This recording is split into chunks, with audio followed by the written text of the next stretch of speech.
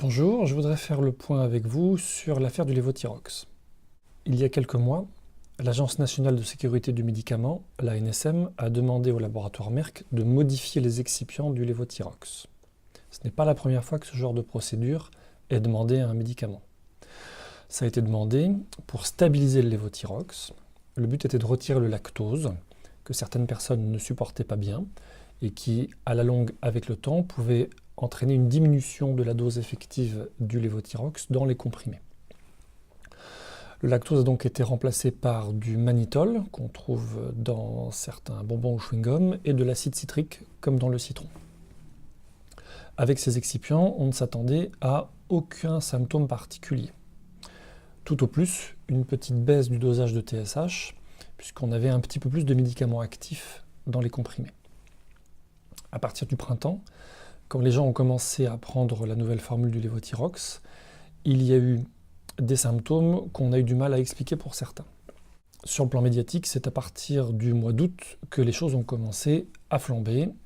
Et le moins qu'on puisse dire, c'est que le traitement médiatique de cette affaire a été catastrophiste dans certains cas et catastrophique dans beaucoup d'autres. Toujours est-il qu'on se retrouve avec des gens qui étaient traités par lévothyrox et qui ont des symptômes difficiles à expliquer avec les nouveaux excipients du nouveau lévothyrox. Les effets indésirables ont été signalés chez 0,6% de la population, d'après une source que j'ai lue récemment. Bien sûr, il s'agit des effets indésirables qui ont été rapportés, et on encourage les patients à signaler les effets indésirables pour avoir un comptage précis. À mon avis, on est au-dessus de 0,6%, mais plutôt entre 1 et 5%. Quelles sont les possibilités ? La première chose à faire, c'est de vérifier la TSH sur une prise de sang pour être sûr qu'il n'y ait pas un sous-dosage ou un surdosage thérapeutique. Ce qui nécessiterait d'adapter la posologie du lévothyrox, c'est-à-dire le dosage du lévothyrox. Ensuite, chez les gens dont la TSH n'a pas bougé, mais qui ont des symptômes gênants, qu'est-ce qu'on peut faire ? La première possibilité thérapeutique est le remplacement du lévothyrox par de la L-thyroxine en gouttes. On en a peu. C'est réservé aux enfants et aux gens qui ont des troubles de la déglutition. La deuxième possibilité est le passage à la L-thyroxine Henning, qui nous vient d'Allemagne. C'est le laboratoire Sanofi. Les excipients sont différents des deux formes précédentes de lévothyrox. Habituellement, les gens le supportent très bien. La troisième possibilité est le passage à l'Euthyral, qui est un médicament qui associe l'équivalent du lévothyrox sans ancienne formule et du Sinomel, c'est-à-dire une version activée directement du lévothyrox. Ce traitement est plus difficile à manier parce qu'il est plus puissant.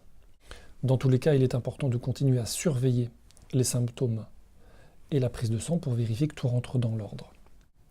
Récemment, un groupe de patients a porté plainte contre le laboratoire Merck et a obtenu gain de cause, la justice exigeant du laboratoire qu'il leur livre l'ancienne formule du lévothyrox.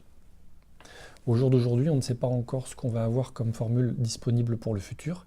Il est possible qu'on ait à nouveau des génériques, qu'on n'avait plus depuis quelques années.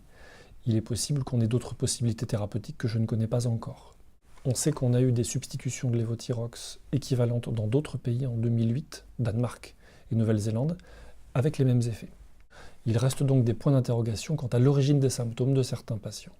Au jour d'aujourd'hui, malheureusement, personne n'a la réponse.